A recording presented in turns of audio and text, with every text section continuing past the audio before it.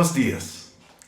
En esta serie de sermones estamos caminando por el Antiguo Testamento de la Biblia, llegando a conocer la historia en grande y aprendiendo cómo podemos sacar principios eternos que apliquen a nosotros hoy. Como les dije en el sermón anterior, Amós fue enviado por Dios al reino del norte, Israel, como profeta del Señor para advertirles a los israelitas del castigo venidero por su desobediencia a Dios. Hoy vamos a conocer a Amós. Ya hemos hablado del contexto histórico en donde se encuentra el libro de Amós. Hemos estado estudiando los libros de Primera y Segunda de Samuel, Primera y Segunda de Reyes y Primera y Segunda de Crónicas. Después de Salomón, el reino se dividió en dos: Israel en el norte, Judá en el sur. Jeroboam era el primer rey de Israel en el norte y los llevó a la adoración de dioses falsos. Y este país de Israel en el norte nunca volvió de todo corazón al Dios verdadero. ¿Recuerda en dónde Jeroboam puso sus 2 terneros de oro, las vacas doradas? Estos ídolos que Jeroboam sustituyó por la adoración del único verdadero Dios. En la ciudad de Betel, en el sur del país de Israel, cerca de la frontera con Judá, y también en la ciudad de Dan, en el norte del país de Israel. Por su desobediencia a Dios, toda la descendencia y la familia de este rey Jeroboam I fue completamente aniquilada, asesinada por el próximo rey. Y así es la historia del país de Israel. Hubo 9 diferentes familias o dinastías que reinaron sobre el país, y cada una mató al rey anterior y sus parientes. Aproximadamente 150 años después de Jeroboam I, durante la dinastía de Jehú, el bisnieto de Jehú era Jeroboam II, quien no tenía ningún parentesco, ninguna conexión con el primer rey del mismo nombre, Jeroboam. Este Jeroboam II reinó por unos 41 años, un largo tiempo. Y desde el punto de vista humano, su reinado fue muy exitoso, llevando al país de Israel a un tiempo de prosperidad y expansión. Pero espiritualmente, la gente estaba muy lejos de Dios, y Dios les envió a los profetas Amós y Oseas para advertir del desastre venidero debido a su infidelidad a Dios. El pequeño libro de Amós en el Antiguo Testamento de la Biblia es poco leído y poco entendido. Quisiera animarlos a ustedes a leer el libro de Amós en su propia casa esta semana, porque vamos a hablar de Amós en 2 sermones. Por favor, comprométanse a leer Amós esta semana. Usted necesita llegar a conocer mejor su Biblia. Alce la mano si usted ha leído el libro de Amós en la Biblia. Los felicito porque es evidencia de un intento de conocer mejor la palabra de Dios. Felicitaciones si usted ha leído toda la Biblia desde Génesis hasta Apocalipsis. Excelente. Quiero animarle por hacer este esfuerzo. Siga adelante. Siempre yo aprendo algo nuevo cuando leo la palabra de Dios, la Biblia. Si tiene su Biblia hecha de papel, es decir, su Biblia en papel, le animo a sacar un esfero y tomar notas en las páginas de su Biblia para ayudarle a entenderlo mejor la próxima vez que lo lea. Busque el libro de Amós, después de Isaías, Jeremías, Ezequiel, en el Antiguo Testamento. Búsquelo ahora. Amós era un hombre sencillo, un pastor de ovejas, como era David en su juventud, o un boyero de ganado, y también uno que cuidaba a higueras, un verdadero campesino, un hombre común. Mire conmigo en el libro de Amós, capítulo 7, versículo 14. Desde la Reina Valera 1960 dice así: Entonces respondió Amós y dijo a Amasías: No soy profeta, ni soy hijo de profeta, sino que soy boyero y recojo higos silvestres. En la traducción del lenguaje actual, los mismos versículos Amós dice: Yo le respondí: Pues fíjate que no soy ningún profeta, ni tampoco mi padre lo fue. Me gano la vida cuidando ganado y cosechando higos silvestres. Si ahora profetizo, es porque Dios mismo me pidió que dejara de cuidar el ganado y me mandó a anunciarle este mensaje a su pueblo Israel. En Dios habla hoy, la traducción Dios habla hoy traduce en el versículo 14: Me gano la vida cuidando ovejas y recogiendo higos silvestres. La nueva traducción viviente explica: Pero Amós contestó: No soy profeta profesional, ni fui entrenado para hacerlo. No soy más que un pastor de ovejas y cultivador de las higueras sicómoros. Sin embargo, el Señor me llamó y me apartó de mi rebaño y me dijo: Ve y profetiza a mi pueblo en Israel. Entonces, en la persona de Amós, tenemos a alguien que no recibió entrenamiento, por ejemplo en ESI, ni otros estudios teológicos, sino era un hombre normal, llamado por Dios. Dios le puede usar a usted mismo. Lo que Dios busca no es una persona con un título de pastor, sino una persona con un corazón enteramente entregado a Él. Dios le puede usar a usted para testificar a sus familiares, sus amigos, sus compañeros. Noten que les dije que Amós era un hombre campesino, un hombre sencillo. Eso no es un insulto.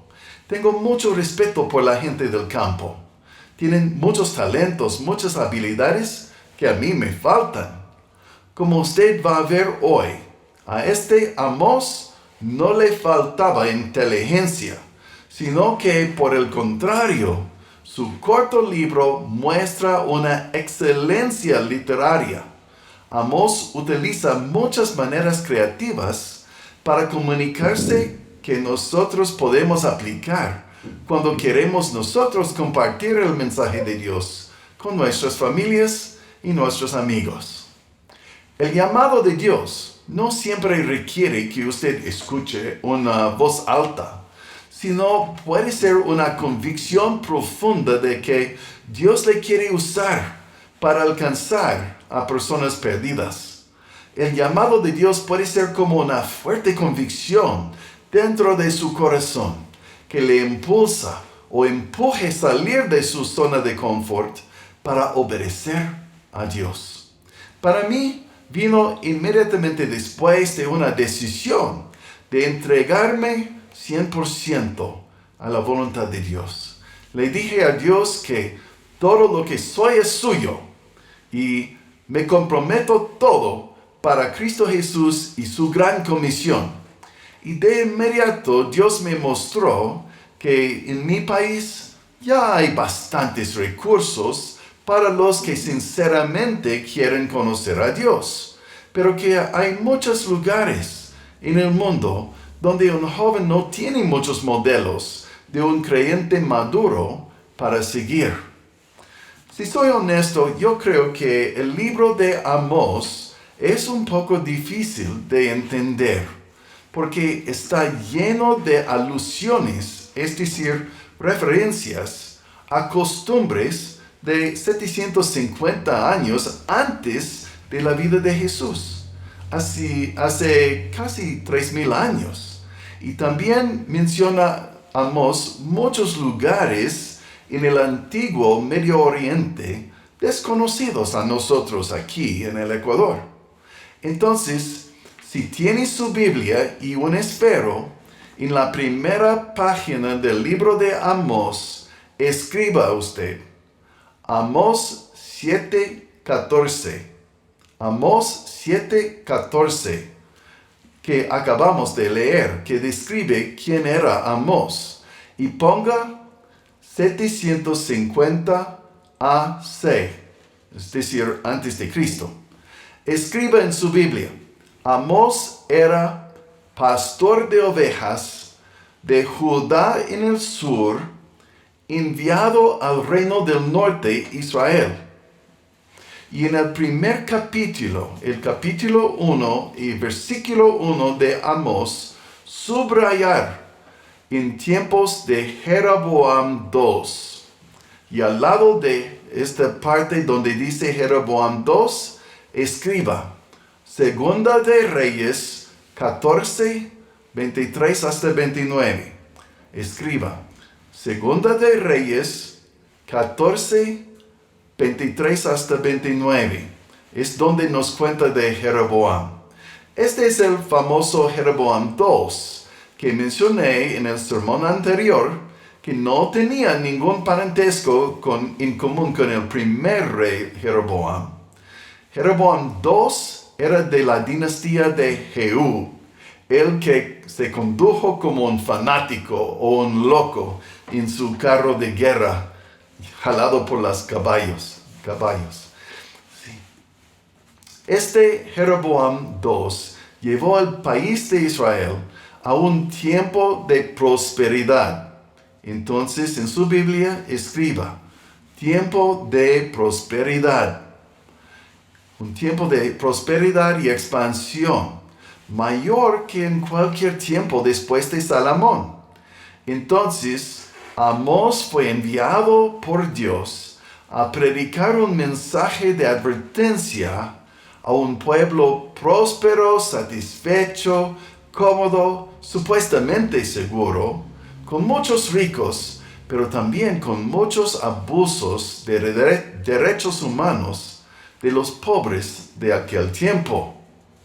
Si tiene su Biblia y su esfero, escriba debajo del título del libro de Amós las palabras: a Dios le importa la injusticia.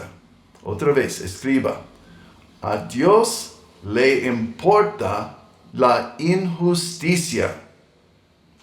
Este es el tema principal del libro de Amós, que el pueblo de Israel estaba corrupto hasta el fondo con injusticia de muchos tipos. Vamos a pasar rápidamente por el libro recalcando donde habla de injusticia y maltrato de los de escasos recursos o de rango inferior en la sociedad. Mire conmigo en Amós capítulo 2, versículos 6 hasta 8. En la Reina Valera 1960 dice así: así ha dicho Jehová, por 3 pecados de Israel y por el cuarto, pausa. Cuando usted lea Amós, va a notar que repite esta frase muchas veces en los capítulos 1 y 2. De 3 pecados y 4. ¿Ya? No está hablando literalmente, exactamente, de 3 o 4 pecados, sino es una manera literaria para declarar que hay suficiente, hay mucho más que suficiente razón para condenar a estos países juzgados en los capítulos 1 y 2. Es una manera de decir, si fuera necesaria 3 pecados para justificar que Dios le condena, usted ha hecho 4. Ya basta. Dios tiene más que suficiente razón para juzgarle. Así es, ¿no? Entonces, siguiendo con el versículo. Por 3 pecados de Israel y por el cuarto, no revocaré su castigo, porque vendieron por dinero al justo y al pobre por un par de zapatos. Y subraye en su propia Biblia esta frase o el equivalente si usted usa otra traducción. Versículo 7. Pisotean en el polvo de la tierra las cabezas de los desválidos y tuercen el camino de los humildes. Y otra vez, subraye este versículo o la frase equivalente en su Biblia. Y el hijo y su padre se llegan a la misma joven, profanando mi santo nombre. Versículo 8. Sobre las ropas empeñadas se acuestan junto a cualquier altar, y el vino de los mutados beben en la casa de sus dioses. La Nueva Traducción Viviente hace mucho más claro el significado. En el versículo 7 dice: tanto el padre como el hijo se acuestan con la misma mujer. La traducción en lenguaje actual hace claro el significado del versículo 8. Y dice así: se acuestan con ella junto a cualquier altar. Se acuestan sobre la ropa que algún pobre les dejó como garantía de pago.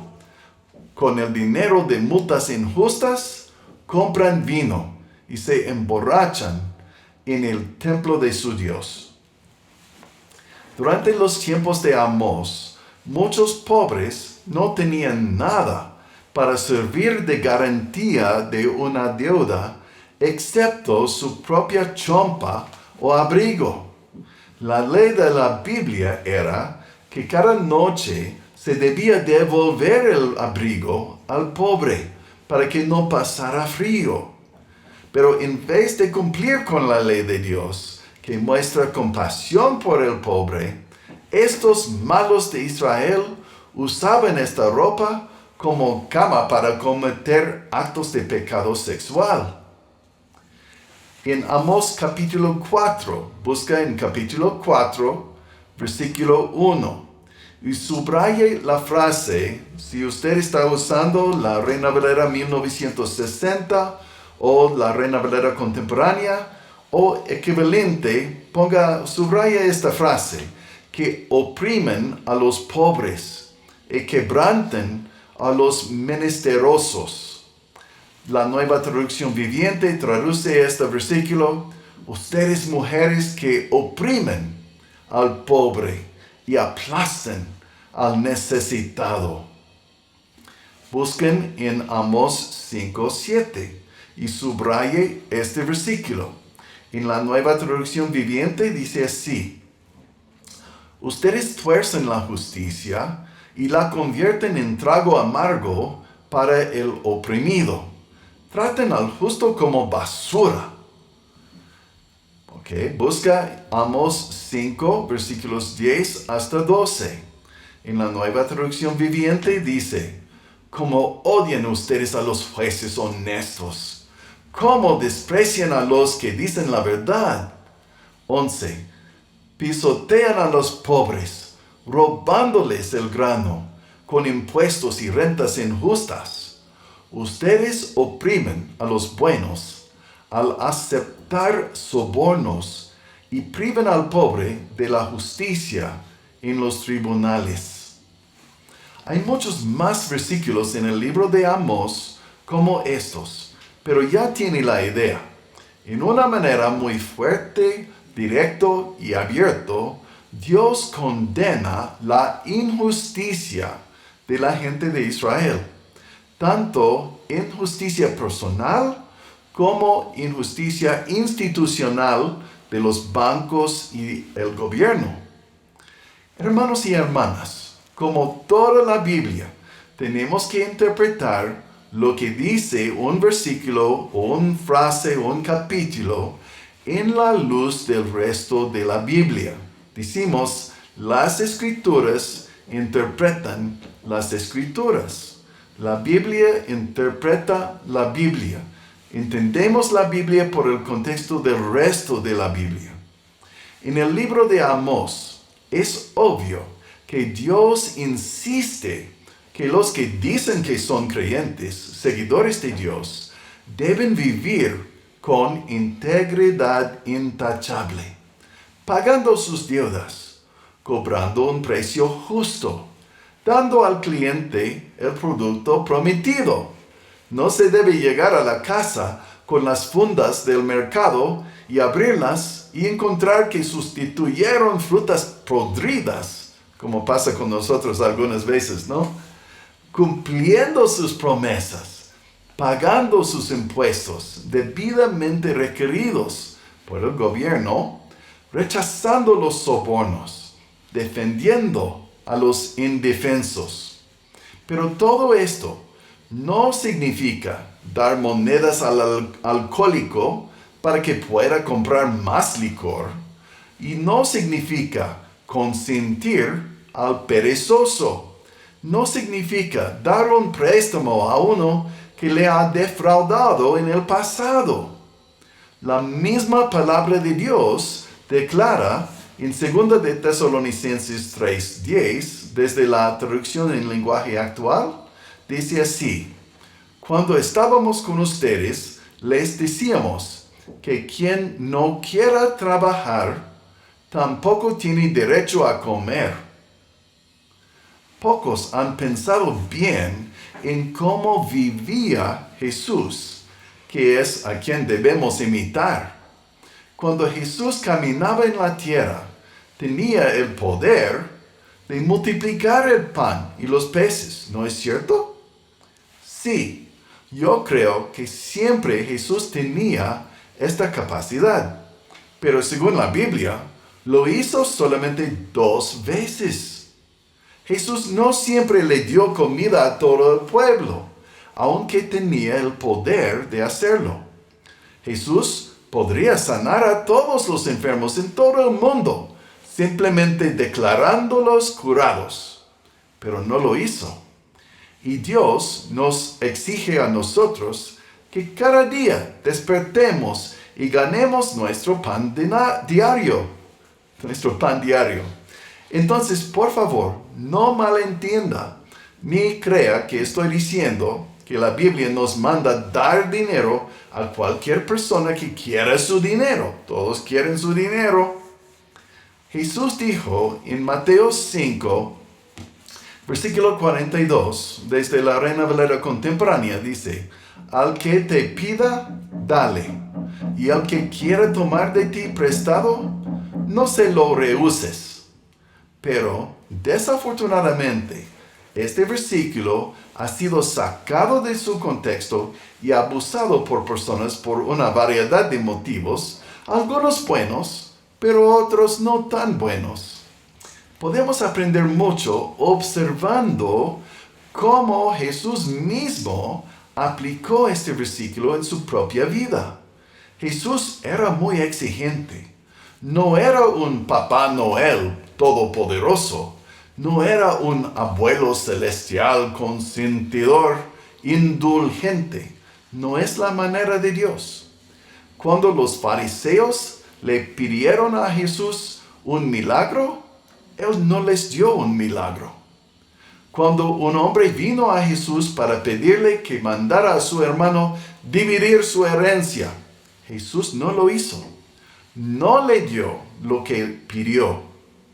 En resumen, el tema de Amós es que es la justicia social que habla de defender los derechos de los indefensos, cobrar precios apropiados, pagar sus deudas, tratar a los demás como usted desea ser tratado, si estuviera usted en su lugar.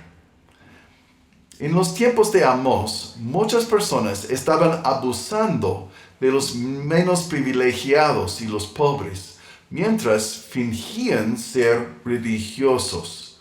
Dios se enfureció con el pueblo por estas injusticias. Quiero enfatizar un tema más en el libro de Amós, que Dios estaba indignado con las prácticas religiosas de los israelitas.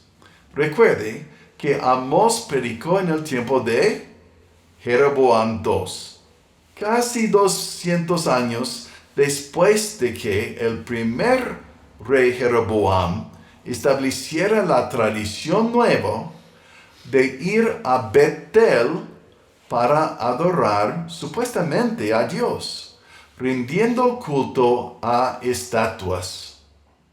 Amós predicaba a personas quienes pensaron que estaban siguiendo los pasos de sus padres, sus abuelos, sus bisabuelos y los demás antepasados.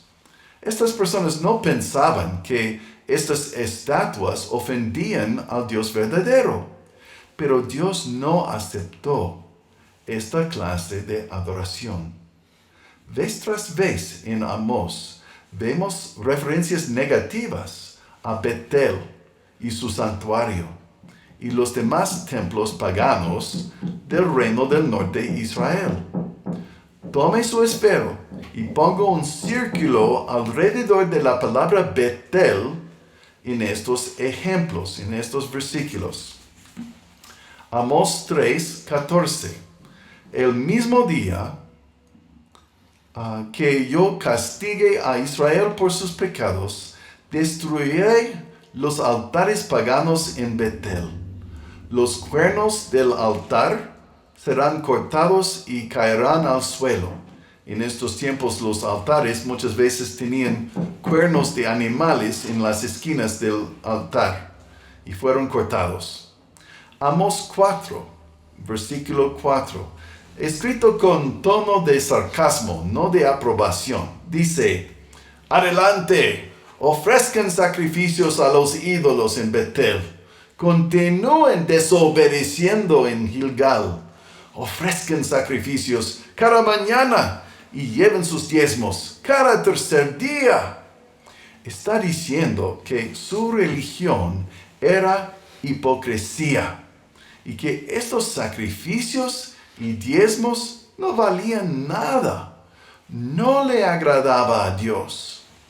Amós capítulo 5, versículos 4 y 5. Y ponga un círculo alrededor de la palabra Betel en su Biblia en estos versículos. Ahora bien, esto es lo que el Señor dice a la familia de Israel. Dice: vuelvan a buscarme y vivan. No adoren en los altares paganos en Betel. No vayan a los altares en Gilgal, ni en Berseba, pues el pueblo de Gilgal será arrastrado al destierro, y el pueblo de Betel será reducido a nada. Hay muchos más versículos sobre este tema, pero con estos usted puede ver el tema bien claro. Y aquí vemos cómo el Antiguo Testamento nos puede ayudar cuando queremos conversar con nuestras familias y con nuestros amigos acerca de Dios. Los animo a ustedes a escoger un momento bueno cuando ha hecho una buena conexión con la persona. Tal vez han comido juntos, compartiendo memorias o contando historias chistosas. O tal vez han hablado de algo en las noticias que les preocupa, donde ustedes tienen la misma opinión. Estoy diciendo, empiece con una conexión con su amigo, su pariente, con algo que tengan en común. En este contexto, cuando sale un momento oportuno, los animo a preguntarle a su amigo o a su pariente. Pregúntales esto: si tuvieras que escoger seguir a Dios o seguir a un ser humano, ¿cuál escogerías? Obviamente, usted tiene que usar tono de voz respetuoso, no como un desafío, ni como un golpe, ni como un insulto, y sin ni una pizca de sarcasmo. Mire a la persona que está a su lado ahora y practique la pregunta 3 veces. Quiero que usted hace 3 veces y su compañero hace 3 veces. Practicar esta pregunta: si tuvieras que escoger seguir a Dios o seguir a un ser humano, ¿cuál escogerías? Y hágalo ahora. Mi recomendación es dejar a la pregunta, permitir que ellos piensen en ella por un tiempo. No siga presionando con esta conversación. Solo deja la pregunta para que ellos reflexionen si son de verdad leal a Dios o leal a los seres humanos, instituciones y tradiciones de este mundo. Ore antes, después y por los siguientes días, por su amigo íntimo, su compañero, su pariente.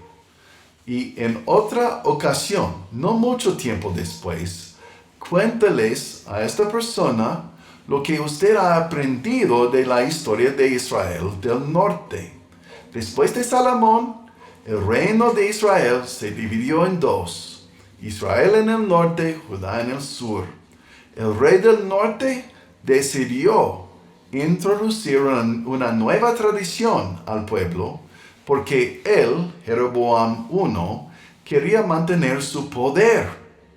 Antes, la gente adoraba a Dios en el templo en Jerusalén, pero este rey quería separar a la gente de Jerusalén, ubicado en Judá, el reino del sur, para que las personas del norte sigan leales a él.